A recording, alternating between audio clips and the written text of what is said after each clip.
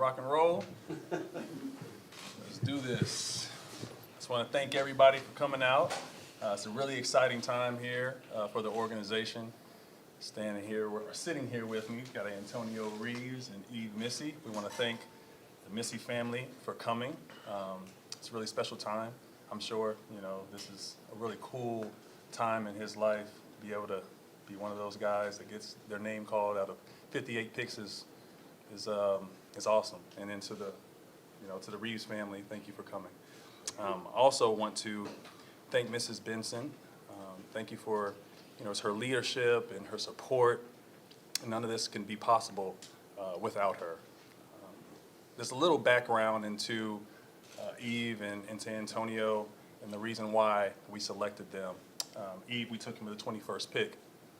I saw him in practice in October. I said this after the draft, and he was probably one of the more athletic players I had seen at his size in practice. And the way he moved on the floor and his instincts defensively were incredible.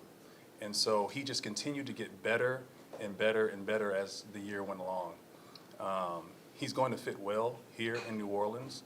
Coach Green loves players that can switch defensively and can put pressure on the rim coming out of pick and rolls. Being able to free up the weak side of the floor is something that we like to incorporate into our offense. And so I think he's going to fit really, really, really nicely. And Antonio is a big-time shooter, playmaker, and I saw him actually, I was telling him as we walked in that I saw him play his first game against at Illinois State when you were playing in the Missouri Valley tournament. And he transferred to Kentucky and did 2 years there, but his growth each and every year, you saw it. In this past year, shooting 45% from three on close to 6 attempts a game. He's a marksman, and he's going to fit very, very well, I feel, here as well. And so we just want to, again, thank everybody for coming out. And at this time, just open it up for questions. Hey, there's been just a lot of stuff out there about you started playing basketball, I don't know, 15, 16 years old at the organized level.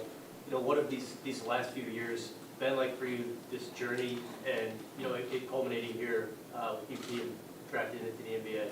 I mean, it's been amazing. I feel like each year I got better, and the more I play, I obviously took a lot of stuff from older guys at Baylor, at Prolific Prep, and I feel like everywhere I went to, I always got better at some point. I found something to add to my game, and then just being here and be able to grow even more is just amazing. And Bryson told us it was a strong possibility you going to redshirt your first year at Baylor. Yeah. Going from that to being a lottery pick, what's that past year been like? Just being able to ascend so quickly. Just trying to learn, being coachable, sure, execute what the coach is telling me to do. Just try to understand what he's telling me and know that I cannot be all the time right, and then just try to understand and try to implement it on the court. Was there a specific moment at Baylor last season when you thought, oh, the NBA is a real possibility as soon as next year? I've been thinking about it. It's really more at the end of the year that I actually brought it to my parents and family, but I was more focused on during the entire season. And there's been comparisons, for instance, to Clint Capella. I think even yourself, I've seen you, on social media talk about Derek Lively. How would you describe your game? I always saw my game as someone that can obviously help in defense, be able to switch on the guard, someone that can put pressure on the rim, obviously. Someone who crushes the offensive glass all the time, and then a good shot blocker, and someone who plays hard with energy. You come from a rich Cameroonian heritage. Your parents played on the national team. In the NBA, there's some all-NBA guys like Joel Embiid, Pascal Siakam. How do you feel about the influx of good Cameroonian players in the league? It's amazing. I just feel like the more people in Cameroon have the opportunity to just play basketball early on, they'll probably get to this type of stage, to NBA or even the EuroLeague or whatever. I just feel like being one of them is amazing. Obviously, I watched them when I was younger, and then to be able to maybe play against them, possibly play against them, is just super nice. Antonio, being a guy coming in with 5 years of college experience, playing different roles, how much do you think that's going to help you stepping in year one? How it's going to help me is just, like you said, the experience that I had, being around for 5 years, just learning a lot from coaches.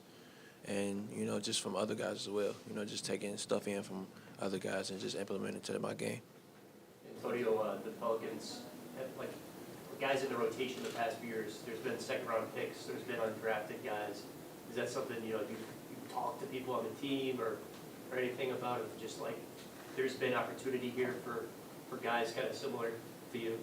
No, I haven't really talked about that. You know, just really focus on, you know, how I can get better as a basketball player and just, you know, just locking into the team. You know, at Kentucky, it wasn't just, you know, worrying about that, to be honest. It was just me just, you know, focusing and, you know, just coming in and, you know, do what I do. Antonio, you, as far as shooting goes, is that something that has come natural to you? Is that something you spend a lot of time in? Is there a player growing up that you kind of modeled your style after? Yeah, it basically just came natural to me. You know, I always had it when I was younger. Of course, I worked on it over the course of the years as I got older. And like who I would say I would shoot like in the NBA, I would say someone like Reggie Miller. I'd give it to Reggie Miller. You know, I watched a couple of his films and stuff, you know, growing up and things like that. And, you know, he's a really good shooter. Antonio, you're on a team with two other guards that went in the lottery. How much did that competition kind of help each of y'all grow? What was that like, kind of being in the gym with those guys on a daily basis? Man, hard work every day, just competitive.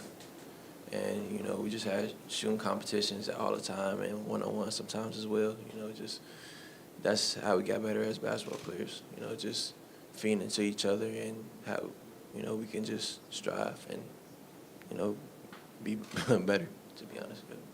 Antonio, how much do you look forward to playing with a guy like Zion who attracts so much attention?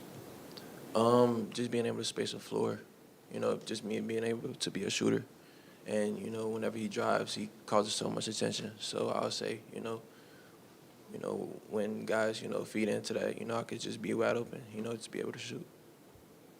Same question to Yves. How do you feel like your fit alongside with Zion in the front court could be beneficial for the Pelicans?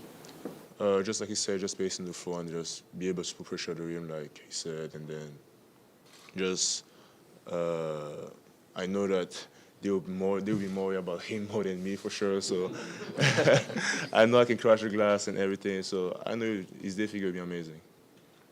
This question is for both you guys, Steve and Antonio. Have either of you guys had any kind of contact, texts, calls with any of the Pelicans' present players yet?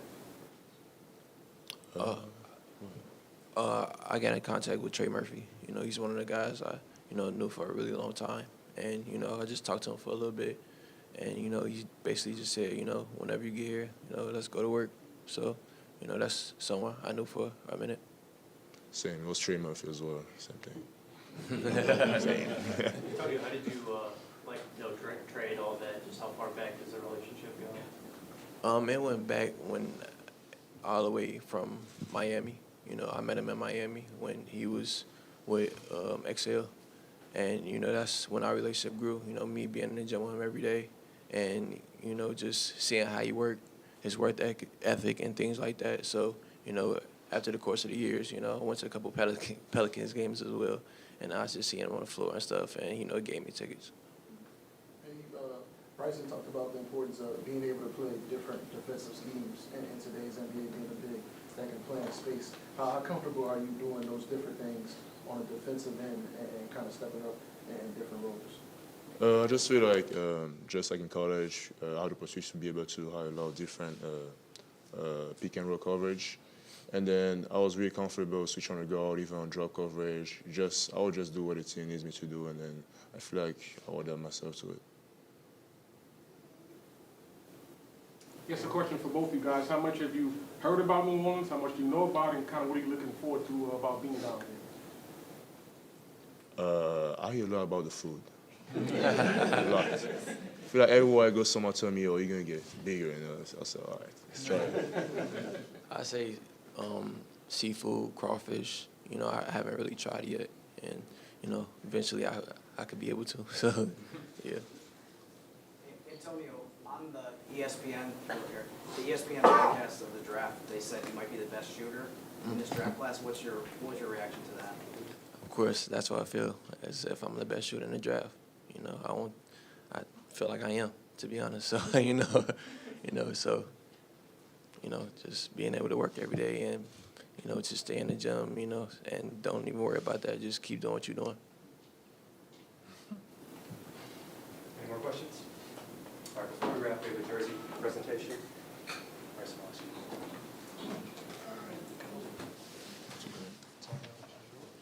Appreciate that.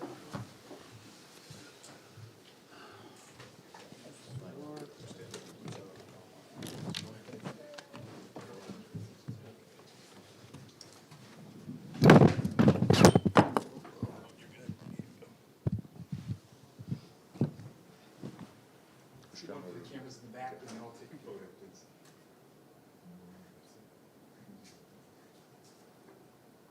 You guys see it? All right, right here, please.